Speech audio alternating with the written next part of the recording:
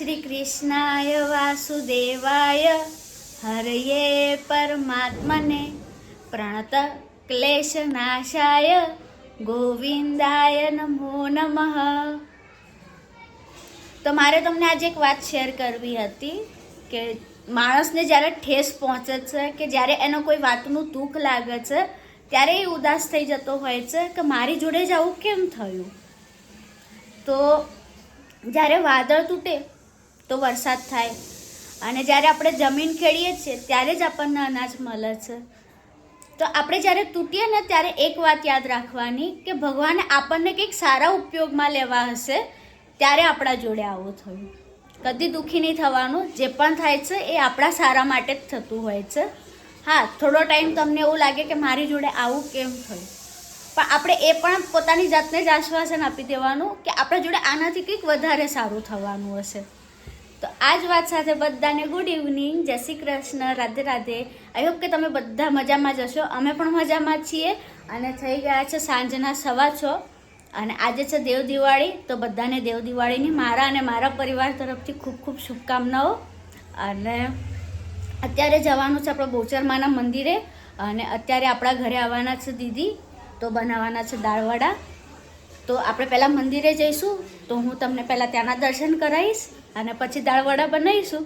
તો એની રેસિપી હું તમારી જોડે શેર કરીશ. તો તમે આજે વિડીયોમાં કન્ટિન્યુ રહેજો. મેનસુન પપ્પા ચા પીવા ગયા હતા સામે મોમાઈની ચા બહુ સરસ મળે છે. એ ચા પીવા ગયા હતા. તો શું લઈને આવ્યા તમે? હે કેમ લઈને આવ્યા લસ્સી? કેમ લસ્સી લઈને પીવા પપ્પા હવે તમને હાથે કેવું છે? હાથે નહીં 90% જ રાહત. દુખાડ 10%નો પ્રોબ્લેમ જ છે. એ તો દુખાડ તો જ તો ચલો બધા લસ્સી ખાઈ લાયા, આઈસ્ક્રીમ ખાઈ લાયા.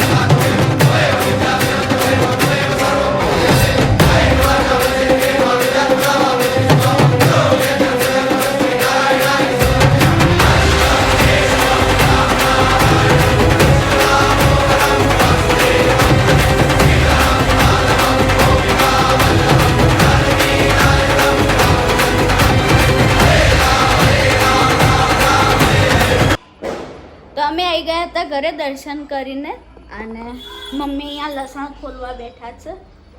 હે ને મમ્મી? દર્શન કરી આવ્યા? કેવું દર્શન લાગ્યું? કરી આવ્યા અને હવે ફરતા ફરતા આવ્યા. બહુ ટ્રાફિક હતો અને એક તો કેવું પેલું નેન્સુન પપ્પાના હાથમાં વાગ્યું હોય ને એટલે એમને ચલાવવામાં થોડી તકલીફ પડે. એટલે પણ હેમખેમ આવી ગયા અમે ઘેર બધા શાંતિથી.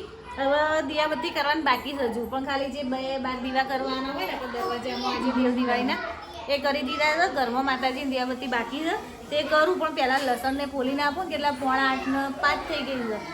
પછી બહુ મોડું થઈ જાય ને એટલે પહેલાં લસણ ફોલીને આપું, પછી દિયાબત્તી કરું, પછી આગળ વાત.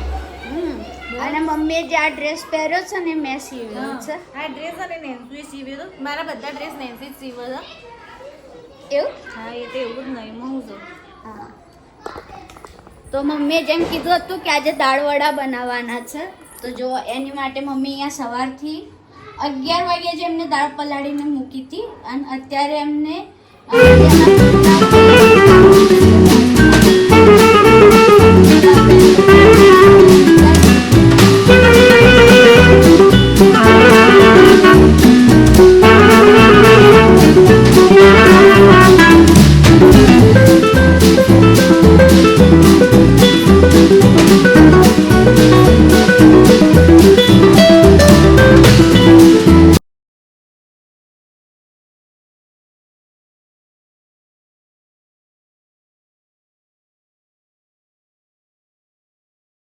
તો મેં તમને કીધું હતું એમ મેં દાળમાંથી બધું એક્સ્ટ્રા પાણી કાઢી દીધું છે.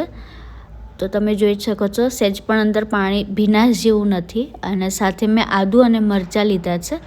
મરચાં અમે લોકો થોડા વધારે જ એડ કરીએ છીએ. દાળવડા અમને બધાને થોડા તીખા ભાવ જ હતો. અને અહીંયા મેં પહેલાં કાનજી મહારાજ માટે કાઢી દીધું હતું.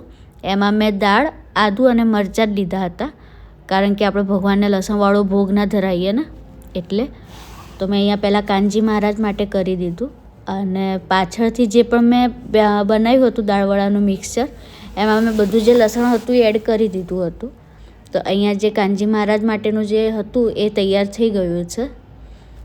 અને મેં દાળ 1 વાટકી જેટલી આખી જ રાખી હતી, એટલે કેવું કે આપણા જે દાળવડા હોય ને એ બહારથી ક્રિસ્પી થાય અને અંદરથી સોફ્ટ બને.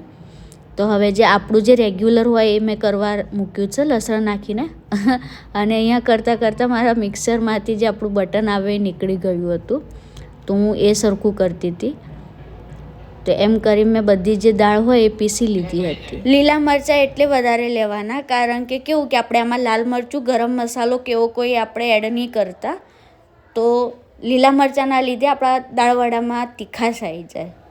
તો પણ તમને જેવી રીતે તીખાશ જોઈતી હોય એવી રીતે તમે મરચાં વધઘટ કરી શકો. તો જો આપણી મસ્ત જે દાળ હતી એ પીસાઈ ગઈ છે. તો મેં આવી રીતની કકરી જ રાખી છે. અને જે મેં 1 વાટકી દાળ રાખી હતી ને એ મેં આમાં નાખી દીધી. અને કોથમીર અને મીઠું નાખ્યું હતું. અને 8:15 થઈ ગયા હતા ને, તો મમ્મી આવીને મને કહેતા હતા કે તું પહેલાં એમ કે ભગવાનના ભોગનું કરી દે, 8:15 થઈ ગયા છે તો પછી એમ કહેવા લેટ ના કરે. કારણ કે દીદી અને જીજુને થોડું આવવામાં લેટ થવાનું હતું. જીજુને થોડું જોબ ઉપર કામ હતું ને તો એમને લેટ થઈ ગયું હતું. તો મમ્મી હવે અહીંયા એક બાજુ તેલ મૂકી દે છે. તો કેવું કે તેલ આવે ને ત્યાં સુધી અહીંયા ફેંટાઈ બી જાય અને એ બી થઈ જાય. તો અહીંયા મમ્મી ટેસ્ટ કરતા હતા જે લસણવાળું હતું એ, કે મીઠું ને બરાબર છે. અને મને કહેતા હતા એ. તો જો એમને તેલ મૂકી દીધું અને હું અહીંયા બહાર કરવા ગઈ ત્યાં સુધી મમ્મીએ થોડું પ્લેટફોર્મ જે હોય એ સાફ કરી દીધું, કે કેવું કે આપણને પ્લેટફોર્મ ઉપર ભીડ ના પડે એટલે. જુઓ. અને મમ્મીએ મને કથરોટને આપી દીધું. અને પહેલાં મેં મરચાં તળી દીધા તેલ આવ્યું એટલે કેવું કે આપણે દાળવડાની જોડે તો મરચાં જોઈએ જ. તો મેં અહીંયા મરચાં પહેલાં ફ્રાય કર્યા અને ઉપર થોડું મીઠું નાખી દીધું હતું. મરચાંના મેં 1 મરચાંના 2 કટકા કર્યા હતા.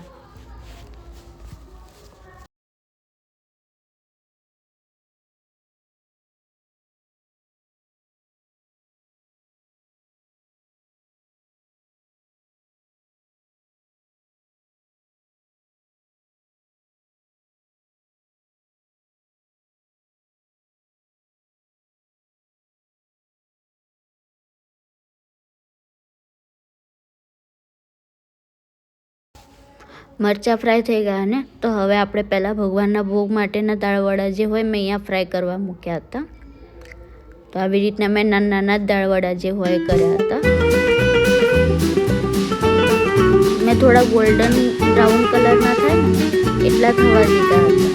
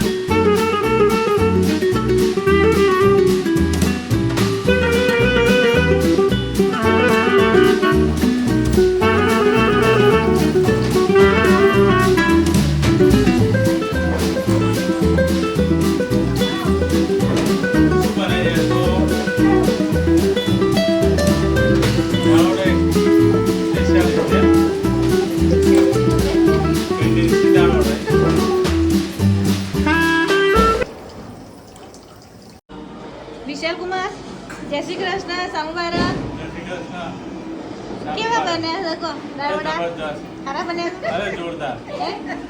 સોનિયા તને કેવું લાગ્યું જો હર્ષુ તારા અને તમારો એકદમ એકદમ top. હજુ સ્મિતાનો બાકી છે. તો આવી જાઓ બધા દાળ વડા ખાવા માટે સરસ બનાવ્યા છે જાતે જાતે